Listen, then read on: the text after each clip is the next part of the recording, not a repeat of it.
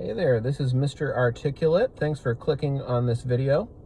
On my YouTube channel, I upload a video of between 5 and 10 minutes length every day. And my long-term goal with this channel is to develop, through the making of these videos, the skills that I will need to become a more articulate person in my day-to-day life. So what I am going to talk about tonight is Ghengis Khan and the Mongolian Empire that he forged in his lifetime, and which lasted for not all that terribly long after he passed, but did last for some time. So I'm going into this really cold, which is good and to the purpose of this channel, because sometimes in life, when I'm with someone else, I just have nothing to say. Nothing comes to my mind to say. And I just can't, it's almost like a water mill with no water. And I just can't get the paddles in the mill to start turning. So here I am. I'm listening to Dan Carlin's Hardcore History podcast right now. If you've never heard of Hardcore History and you like history, you are missing out big time. I suppose if you don't care for podcasts, then Hardcore History won't be for you. But if you're a podcast guy and a history guy, you got to look him up. His podcasts are incredible. He goes really deep on all kinds of different topics. But whatever topic he does a series on, he tends to go like 20 hours on it or more. So all of that's a digression. I'm re-listening right now to his podcast on Ghengis Khan and the Mongolian Empire. So I'm like in the third episode right now. I think Ghengis Khan actually has just died. That's where I've left off. But his story is utterly remarkable. I mean, Ghengis Khan is definitely in contention for the most outstanding person in history. If by outstanding we are talking about talent, if by outstanding we are talking about morality or moral worth or closeness to the version of a human being that God intends for us all to eventually be, Ghengis Khan would not be very high on that list. He, by godly standards, was not a good person. But by just worldly standards of achievement, he's as outstanding a man who ever lived. He was born a prince in his tribe on the Eurasian steppes. The Eurasian steppes are a huge landmass. As the name implies, it's a landmass that straddles both what we call Europe and what we call Asia. And Ghengis Khan was a prince of one of many dozens of tribes that existed on the Eurasian steppes in the 13th century AD. He lived nearer to the Chinese side of the Eurasian steppes than the European side, but he was born into promising circumstances in that he was born as a noble or as a future leader in his tribe, but his tribe was just a random ass tribe. I mean, Eurasia is vast beyond belief, and in the 13th century it was filled with many, many hundreds of distinct peoples. Some of those peoples were in tribes, some of them were in nation states, but hundreds and hundreds of peoples, and his people were just random people. And by the time he died, he was master of the largest land empire in the history of our planet.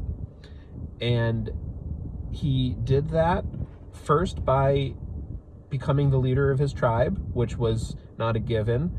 I called him a prince, but in the tribe that he belonged to, succession to leadership of the tribe was not like succession to the United Kingdom's throne, where if you're the oldest son, it will be your throne one day. In the Eurasian steppes, the leaders of the tribes tended to have dozens of sons because they had dozens of wives. And Ghengis Khan was just one of those sons. And through cloak and dagger and some violence, he became the head of his tribe.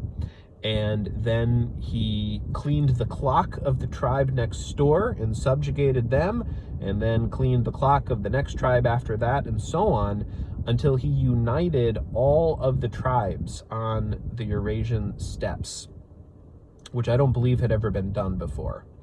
And the nomadic horse people, for lack of a better term, the nomadic horse people tribes in the Eurasian steppes were outstanding fighters.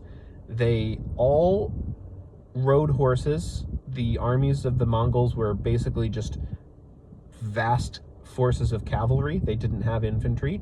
They all shot bows, and they were probably the best horsemen in the world and probably the best archers in the world. And the only thing that kept these tribes from overrunning the civilized societies nearby them was that they themselves were incredibly divided and were always fighting wars with each other. So when Genghis Khan united all those tribes, he had a truly terrifying weapon at his disposal, and he used that weapon in masterly fashion. In Genghis Khan's day, China was not one united state.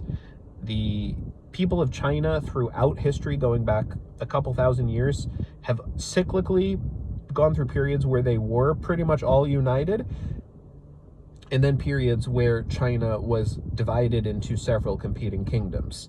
And that's gone back and forth throughout history. In Genghis Khan's day, they were divided into several kingdoms, and he overran and obliterated the northernmost kingdom and made it his own. And he then turned his attention toward the Central Asian Muslim empires, and he went in and overran them and made them basically his vassals as well. And by that point, he had built a massive land empire.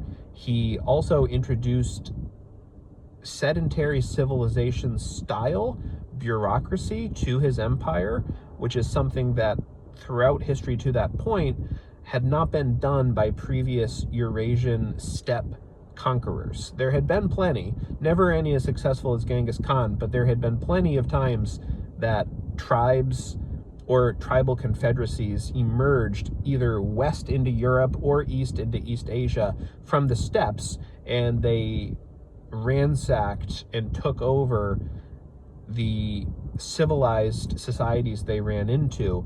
But generally, the conglomerated lands that these conquerors put together would fall back apart pretty quickly after the leader died.